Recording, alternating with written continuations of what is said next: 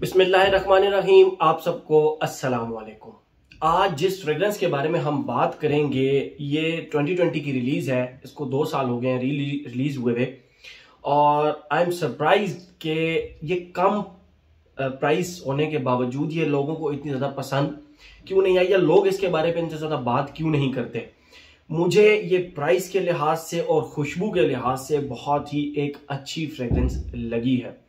Construction work हो रहा है साथ थोड़ा सा, तो उस वजह से शायद थोड़ा बहुत बीच में शोर आए आप लोगों को, और मेरी तबीयत थोड़ी सी गड़बड़ है, लेकिन इसका रिव्यू पेंडिंग था तो मैंने सोचा मैं जल्दी से पहले इसका रिव्यू बना लेता हूँ।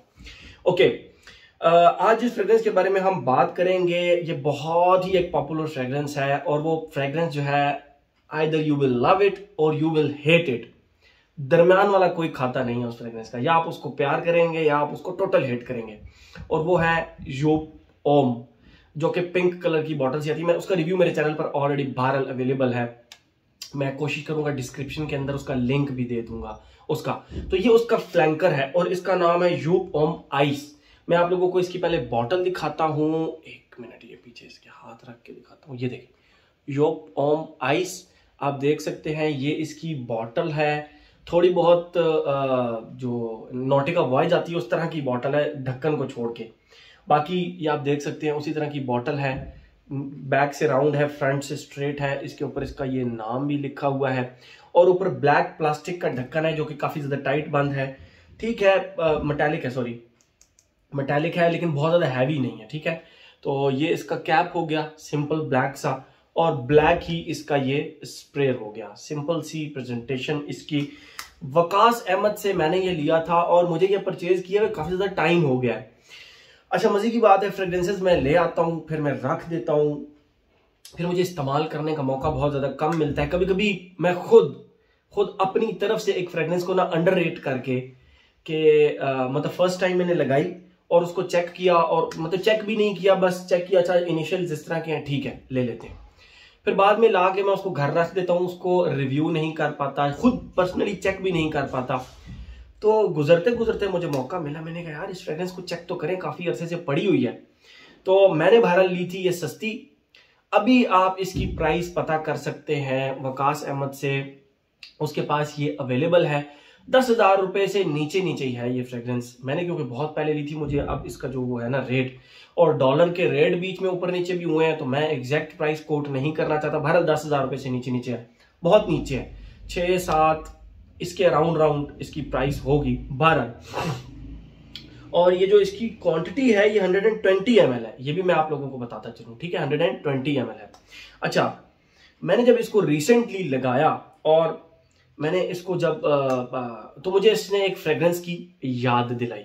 मैं उसके बारे में भी बात करता हूँ कि इसकी याद दिलाई मुझे, इसने एक फ्रेग्रेंस की याद दिलाई। और जब मैंने प्रॉपर इसको पूरा दिन लगाया, स्टडी किया, तो मुझे ये लगा, मैंने कहा यार लोग इसके बारे में इतनी बात क्यों नहीं करते, या मैंने कभी इतनी ज्यादा इसके बारे में बात सुनी नहीं, लोग अगर करते भी हैं तो।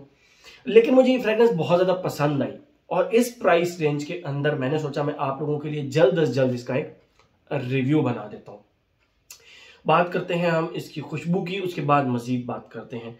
जैसे ही आप इस फ्रेग्रेंस को लगाते हैं, इसके स्टार्ट में एक मिल्की सी फिग की खुशबू आती है, मिल्की सी फिग की। फिग इंजीर होती है, आप लोगों में से सब ने खाई हुई होगी। और फिग भी कौन सी, वो जो खुश्क होती है, हमारे पाकिस्तान में मिलती है, रस्सी के अंदर पिरो के ना, वो जो होती है। आप उस फिग को कभी खाएं तो उसके अंदर से ना उसकी एक स्पेसिफिक बड़ी प्यारी सी खुशबू होती है, और वो खुशबू थोड़ी बहुत हनी यानी शहद की खुशबू से भी रिजेंबल करती है, वो फिग की खुशबू।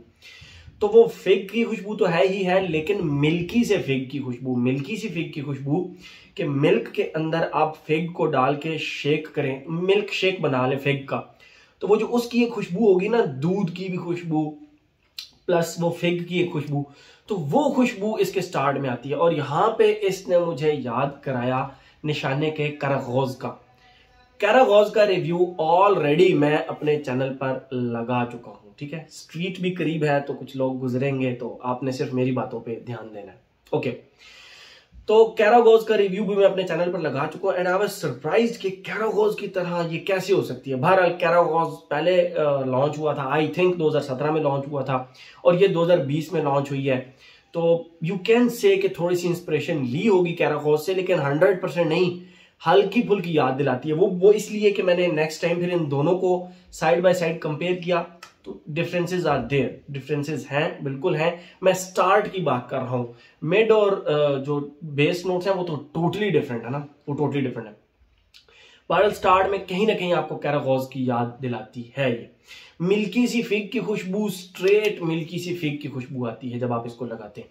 थोड़ी देर के बाद इसके साथ एक ग्रेप फ्रूट की खुशबू ऐड हो जाती है उस फिग के साथ, लेकिन वो मिल्की सी फिग के साथ, लेकिन वो मिल्की फिग प्रोमिनेंट रहती है, ग्रेप फ्रूट उसके साथ बस हल्का फुल्का खेलता रहता है। ग्रेप फ्रूट जो होता है वो बहुत बड़ा, इतना बड़ा एक फ्रूट होता है, पाकिस्तान में आता है, और उसकी खुशबू थोड़ी सिट्रसी तो होती है, खट्टी तो होती है, लेकिन वो थोड़ी सी कड़वी भी होती है, बिल्कुल थोड़ी सी, और फ्रेश होती है। बेसिकली उसकी खुशबू फ्रेश होती है।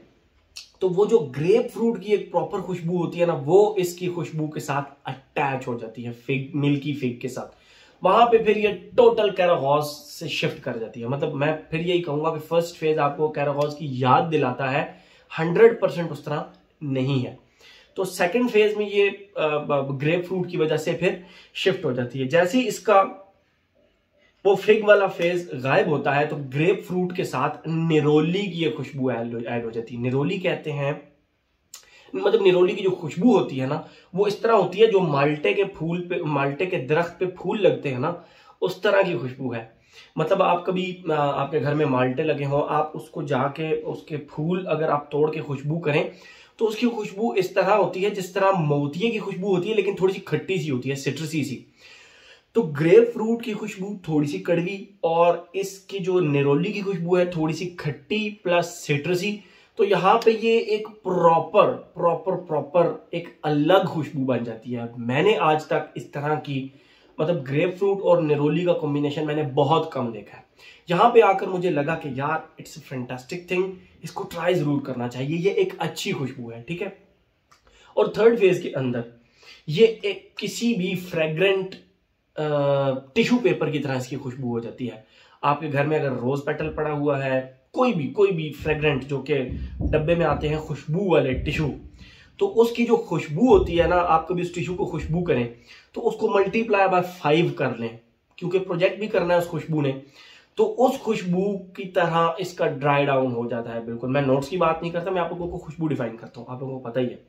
ड्राई डाउन में तो उसके सैंडलवुड है, लेकिन ये सैंडलवुड की नहीं, एक बहुत ही जबरदस्त टिश्यू पेपर की, फ्रेग्रेंट टिश्यू पेपर की, यानी खुशबू वाले टिश्यू पेपर की खुशबू आती है इसके थर्ड फेज के अंदर।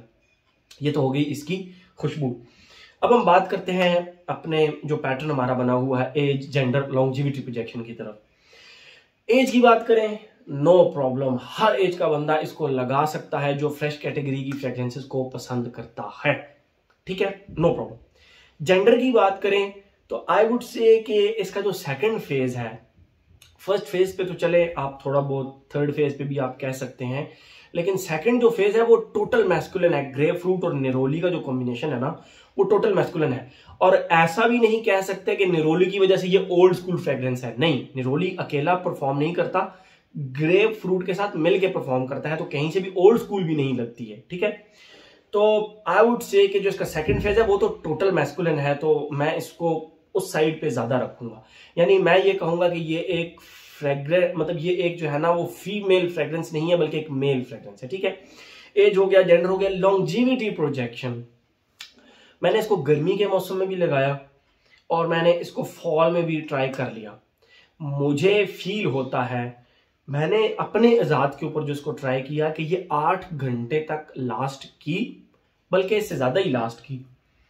अभी लगाए हुए 10 घंटे हो गए हैं, लेकिन अब बिल्कुल गायब हो चुकी है, ठीक है। तो 8 घंटे ऑन द सेफ साइड इसकी लास्टिंग है, लेकिन जो इसकी प्रोजेक्शन है वो बस इसकी ये आर्म लेंथ तक है, इससे ज्यादा इसकी प्रोजेक्शन नहीं है। ये मैं आपको अपना बता रहा हूं कि मुझ पे इसने प्रोजेक्ट एक आर्म लेंथ तक किया, 2 से 2.5 घंटे किया, 2 घंटे मैक्सिमम इसने प्रोजेक्ट किया, लेकिन लास्ट फिर इसने मुझ पे 8 घंटे किया। हो सकता है आप लोगों ने इस्तेमाल किया हो, आप पे ये बीस्ट प्रोजेक्टर रहा हो, totally depends on body chemistry, but मैंने अपनी आप लोगों के साथ शेयर कर दी। ओकेजन और वेदर की अगर हम बात करें तो आप इसको ऑफिस में लगाकर जा सकते हैं, जिम भी लगाकर जा सकते हैं, यस, जिम में लगा सकते हैं, किसी भी स्पोर्ट्स एक्टिविटी में, ऐसी जगह जहां पे आप थोड़ी सी फ्रेश फ्रेग्रेंसेस लगाना पसंद करते हैं, थोड़ी सी सोफिस्टिकेटेड सी फ्रेग्रेंस लगाना पसंद करते हैं, तो आप इसको लगाकर जा सकते हैं। जहां तक रही बात आपके वेदर की, तो आई वुड से कि समर एंड फॉल, ठीक है, विंटर्स नहीं, क्योंकि ये थोड़ी सी एक फ्रेश कैटेगरी की फ्रेग्रेंस है। तो फ्रेश कैटेगरी की जो फ्रेग्रेंस है, बहरहाल हर किसी की अपनी अपनी चॉइस है, आप चाहें तो इसको लगा भी सकते हैं विंटर्स के अंदर, but for me it's summer and fall fragrance, अच्छी फ्रेग्रेंस है उस लिहाज से। प्राइस को छोड़ के मेरे ख्याल में हर एस्पेक्ट इसका हमने कवर कर लिया। प्राइस आप पता कर लें वकास अहमद से, क्योंकि प्राइस ऊपर नीचे होती रहती है, तो मैं इसकी प्राइस एग्जैक्ट कोट नहीं कर सकता था। बहरहाल 10,000 रुपए से नीचे नीचे होनी चाहिए अभी तक, अगर इससे बढ़ भी गई है तो आप चेक कर लें, बहरहाल इससे नीचे नीचे होनी चाहिए। तो हर एस्पेक्ट इसका हमने कवर कर लिया। तो ये था हमारा। अच्छा, मैं बात करते करते कभी कभी ना वो फ्रेग्रेंस इस तरह शेक कर रही होती है, तो उसके बीच में ना छोटे छोटे बबल्स बन जाते हैं। वो फिर जब मैं कैमरे के करीब करके दिखाता हूँ तो कुछ भाई हैं वो कहते हैं दिलबे इसमें तो पार्टिकल्स हैं। तो ये पार्टिकल्स कहाँ से है? वो पार्टिकल्स नहीं होते, वो अब आप फ्रेग्रेंस को यूं बात करते करते मैं शेक कर रहा हूँ, तो ये आप देखें इसके अंदर भी बबल्स आ गए हैं, ये नीचे यहाँ पे अगर आपको नजर आ रहे हो, तो वो बबल्स की वजह से आपको लगता है इसके अंदर पार्टिकल्स हैं, वो पार्टिकल्स नहीं होते, वो बबल्स होते हैं, ठीक है। तो हर एस्पेक्ट इसका हमने कवर कर लिया। ये था जी हमारा यूप ओम का फ्लैंकर, यूप ओम आइस। Thank you so much.